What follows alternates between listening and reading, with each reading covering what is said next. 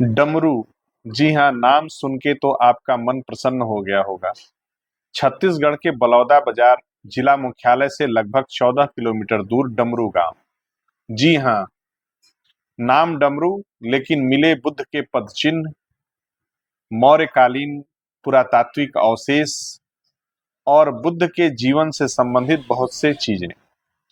आपको जान के आश्चर्य नहीं होना चाहिए कि छत्तीसगढ़ के कण-कण में बुद्ध किस प्रकार व्याप्त हैं। यहाँ पुरातत्व विभाग ने सिद्ध कर दिया है खुदाई के माध्यम से। इस डमरू में पहली सदी से 5वीं सदी तक के पुरातात्विक प्रमाण भरपूर मिले हैं, लेकिन इस जगह में एक एनबीपीडब्ल्यू उत्तरी काले चमकीले मृदभांड, जो पुरातत्व की भाषा में कहा जाता है बर्तनों का एक प्रकार जो काले रंग के होते हैं, चमकीले, वो उस जमाने में उनका प्रयोग होता था जब बुद्ध के काल से पूर्व और मौर्य काल तक इन बर्तनों का प्रयोग पूरे उत्तर भारत में सबसे ज्यादा हुआ है।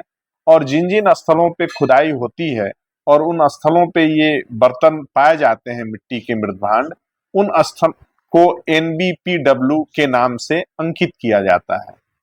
तो इस डमरू में एनबीपीडब्ल्यू के अवशेष मिले हैं। इसका मतलब ये है कि पुरातत्वविदों ने ऐसा बताया है, और मैं भी इस बात पे सहमत हूं कि यहाँ पे उत्तर भारत से, अर्थात अभी के उत्तर प्रदेश और बिहार या हरियाणा के क्षेत्र से यहाँ पे बौद्ध भिक्षुओं का दल आता रहा होगा, जिनके ये बर्तनों के अवशेष हैं। अब इस जगह के बारे में और हम चर्चा कर लें कि यहाँ पुरातत्व विभाग, छत्तीसगढ़ के पुरातत्व विभाग द्वारा खुदाई की जा रही थी। उस खुदाई में विशाल विशाल गोटी नुमा स्तूप मिले। ये जो स्तूप आप देख रहे हैं, ये उसी स्तूप की एक सबूत के तौर पे आप वीडियो आप देख पा रहे हैं, और ये उसी जमाने का है जिस जमाने की बात मैं कर रहा हूं। ये विशाल गोटी नुमा स्तूप मिले जो कि थेरवादी परंपरा के प्रतीक के रूप में प्रचलित है।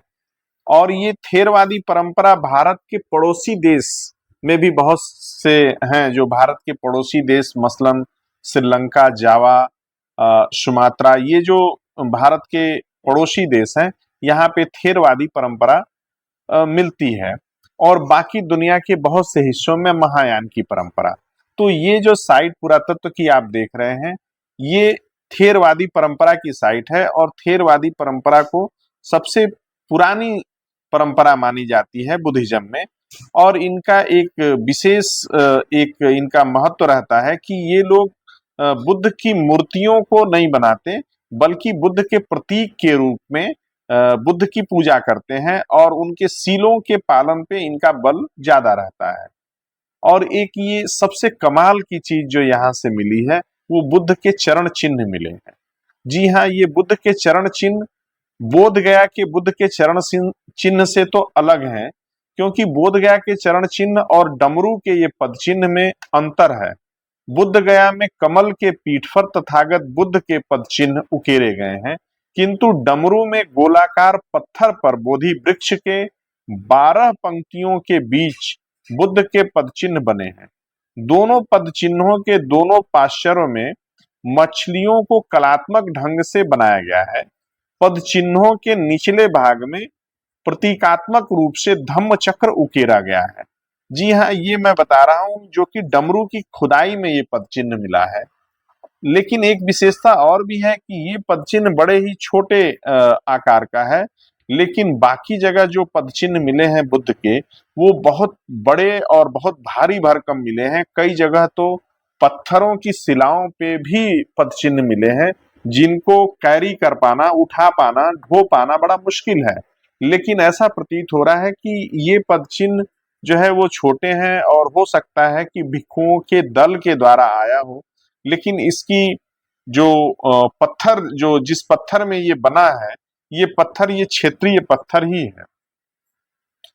और मैं बता रहा था कि छत्तीसगढ़ में किस प्रकार से ये जो डमरू की साइट है, बलौदा बाजार से करीब 14 किलोमीटर दूर ये साइट है, और ये साइट की एक और विशेषता है कि नाम डमरू है, लेकिन यहाँ पे बुद्ध की ही गाथाएं हैं और बुद्ध के ही चिन्ह मिले हैं। और बगल में एक ये जो मंदिर आप देख रहे हैं, इसमें छोटे छोटे बौद्ध ये छोटे छोटे यक्ष और यक्षिणियों की मूर्तियों को हम देख पा रहे हैं और उनसे संबंधित बहुत सी चीजें आप यहाँ पे देखेंगे। और एक ये जो स्थल है, पुरातात्विक स्थल, ये बहुत बड़े ऊंचे टीले पे बना हुआ है और इस टीले में आप अंदर देखेंगे तो एक बहुत बड़ा तालाब भी है। और बौद्ध भिक्षुओं के जीवन यापन या यूं कहे कि दिनचर्या के लिए जो पानी की पूर्ति होती थी वो इसी तालाब से होती थी। जैसा कि बुद्ध विहारों का एक विशेष प्रचलन रहा है कि जहां जहां बुद्ध विहार हैं वहां जल के स्रोत मुकम्मल हैं, चाहे वो उत्तर भारत में आप देखें या ये छत्तीसगढ़ में या मध्य प्रदेश की बहुत सी साइटों में आप देख सकते हैं कि यहाँ पे तालाब जरूर मिलेंगे आपको।